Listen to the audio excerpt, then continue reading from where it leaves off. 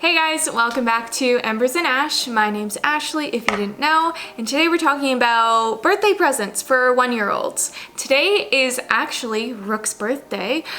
He is currently napping right now, not that I have any like festivities for him during the day anyways.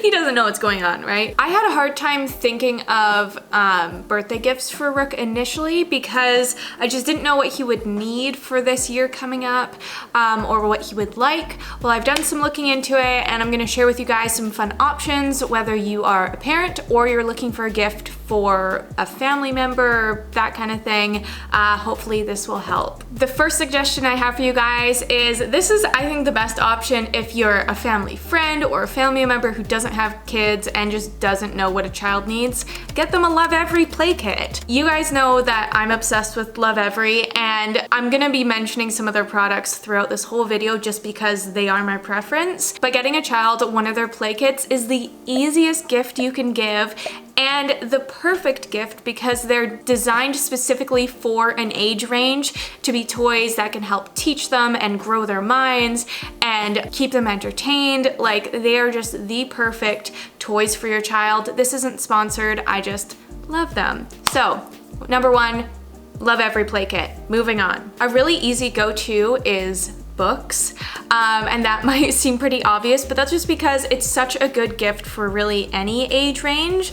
My suggestion is to get a touch and feel word book because at the age of 1 they start learning words and communication, and a book all about words is very helpful. I like the ones that have like feely bits so that they're interactive with your kid. Like, we got a fuzzy duck here. It just keeps them more engaged on the specific item so you can really reinforce the word. So touch and feel books are a go-to for sure. And like, no parent is going to be upset about getting too many books, I think. The next option is if you're thinking of giving a book, but maybe you want to give a bit more, there are these really cool book and stuffy combos.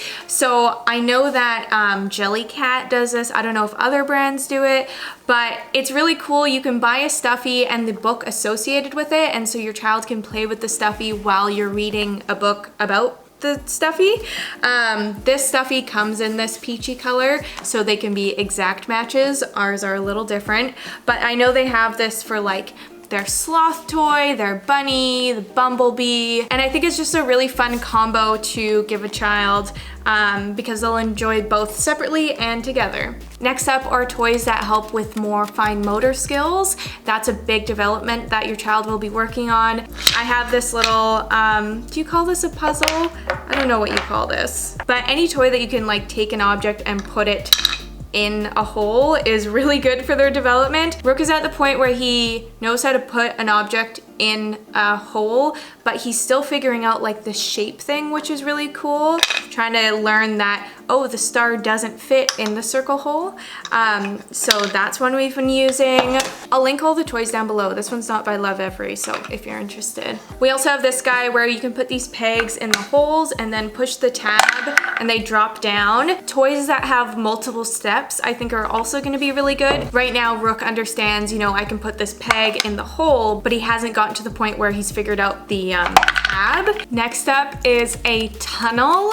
So I got one of these for Rook, not sure if it would be worth it because they take up a lot of space, but oh my gosh, he loves this thing. Like, I really wasn't expecting it to be such a hit, but he just laughs and laughs and laughs whenever he's playing with this. So this is the tunnel. It just collapses down, which is nice because it does store pretty small.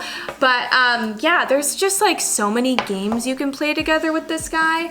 And I feel like it's also nice because it's such an open concept toy. Like, you can do a variety of things. It's not like a one-trick pony. Speaking of open concept toys, things like really simple stuffies that don't really have a direction with how you're supposed to play with them are really good because they're good for your child's creativity. Just something simple so that they can kind of take it wherever they want to go with it. Another option, which I don't have right now, is a toy that mimics mom or dad. Apparently kids love mimicking their parents. So things like toy vacuums, toy cleaning products, toy hair tools.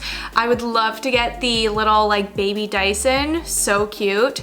Apparently those are things that children really love. And then some other things that I've asked for from family members for Rook's birthday. I left it open-ended and I asked for either thrifted toys or toys from small businesses because I feel like there's so much toy waste in the world, why not give some toys a second chance?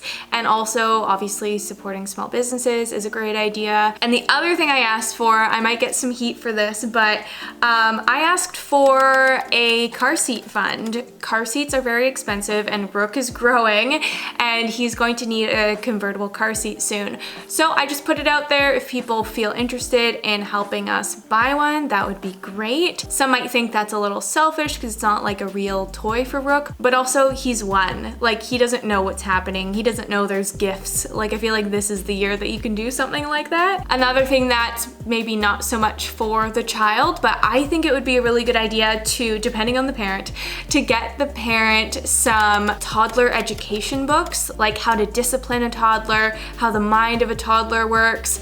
Maybe that along with an actual toy for the child would be cool, because the toddler years are very scary and I feel like the mom and dad need a lot of support along with just toys for the child. So that would be cool. Or even like getting them an online course. It really depends on the parent. Like, you don't want to offend them saying like, you need to learn how to discipline your child the right way, but that's something that I would love to receive. So yeah, those are all the suggestions I have for you guys. Gifts for a first birthday. I'm feeling a lot better about the choices I've made. Oh, I should probably show you what I actually got Rook for his birthday. So I didn't get him a lot because I already buy this kid so much stuff, but I got him the sweetest little dinosaur Stuffy. So he has the Lovey blanket that has a little dinosaur on it, and this is the bigger version of it. So he'll have his little dinosaur and his big dinosaur, which is super cute. And then I also got him just this book all about colors. Also very cute. It shows some object enjoying something of the color on the page. So like an avocado surfing on a blue wave. How fun. So educational and enjoyable. What more could you ask for? Okay, so that's everything. I hope you enjoyed it. I hope this is helpful for you guys. I have watched a lot of these videos to try and figure out what toys to get. So yeah, thanks for watching and I'll catch you in the next one. Bye.